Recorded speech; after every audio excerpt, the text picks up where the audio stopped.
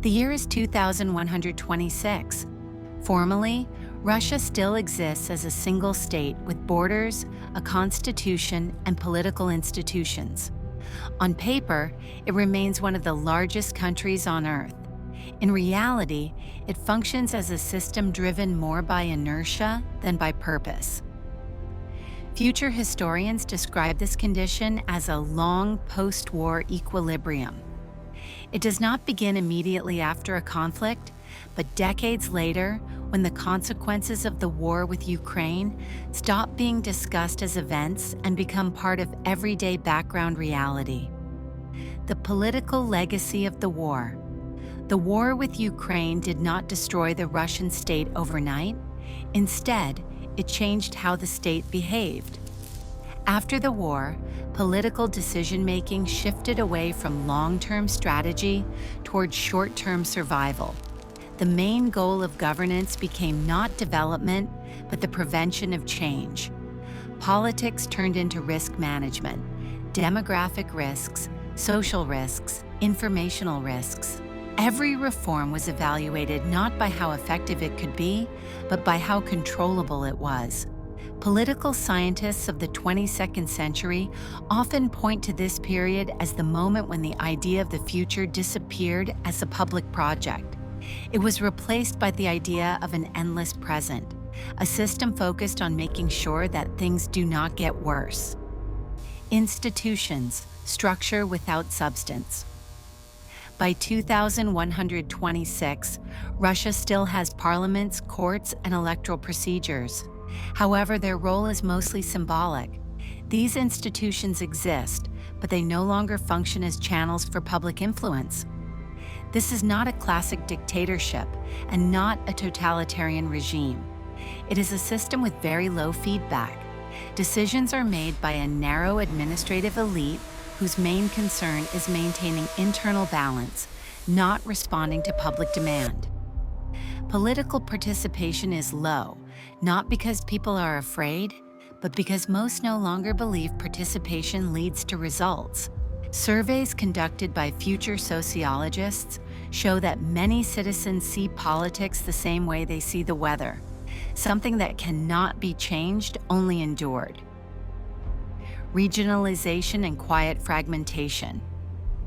Over time, the weakening of centralized development led to gradual regionalization. Officially, the federation survived. In practice, regions began to live in different political and economic realities. Large urban centers maintained relative stability thanks to remaining resources and human capital. Peripheral regions adapted through local self-organization. Loyalty to the center was maintained not through ideology, but through habit and lack of alternatives. Researchers describe this process as quiet fragmentation. The country did not collapse, but it stopped functioning as a unified political space. The economy as a political tool. After the war, the economy became an extension of politics. Efficiency was no longer the priority. Predictability was. Entire industries were preserved even when they were unprofitable, simply because they provided employment and social calm. Innovation was often seen as a source of instability. As a result, the economic system froze in a late 21st century model, unable to adapt to a rapidly changing world. Future economists call this condition managed stagnation, a state where the country does not fall apart, but also does not move forward. Information space and narrative control. By the 22nd century, Russia's information space became largely self-contained. It was not completely isolated, but it was institutionally filtered. The most notable feature of this environment was the absence of competing narratives. Public discourse became smooth, cautious, and emotionally neutral. Sharp debates slowly disappeared. Within this system, the war with Ukraine is presented as a closed chapter, something that has already been explained and therefore no longer needs discussion. Attempts to reinterpret it are not forbidden, but are often treated as unnecessary or strange. Everyday political life for the average citizen, politics is barely visible. It appears in rules, instructions, benefits, and restrictions, not as debate, but as environment.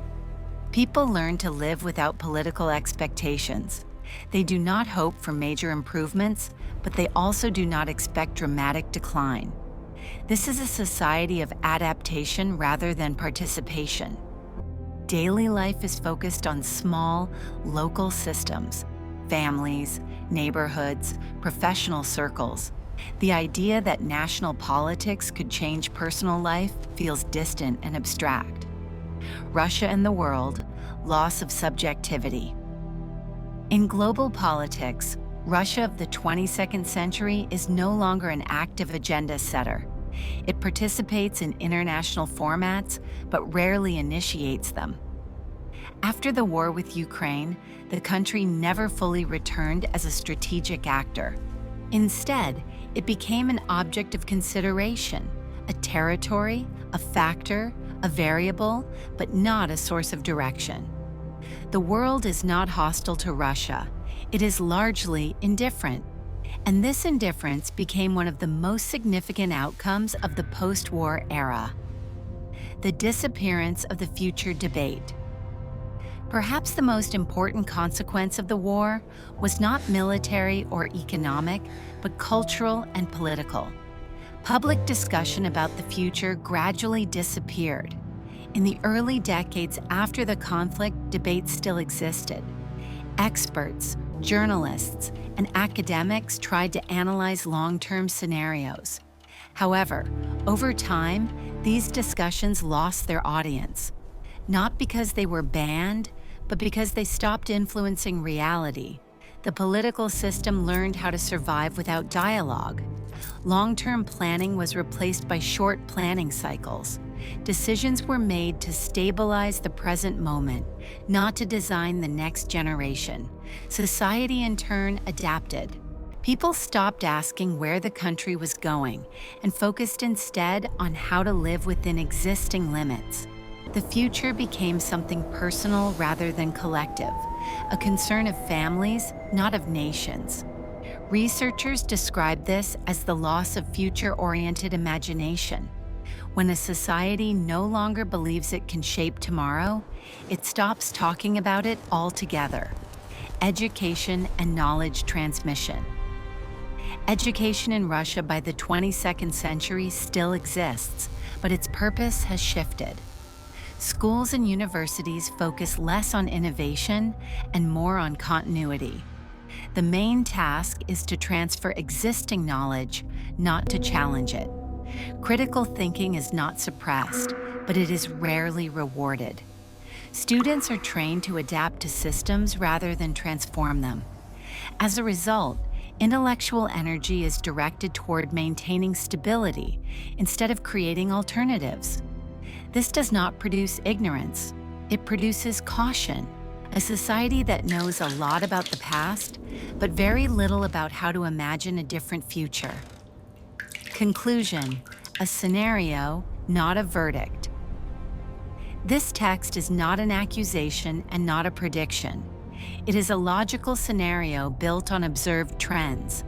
History rarely destroys countries in dramatic ways. More often, it leaves them suspended in long periods of waiting. In this version of the future, Russia is not a failed state. It is a country that never answered the most important political question: what is it for in the future rather than in the past?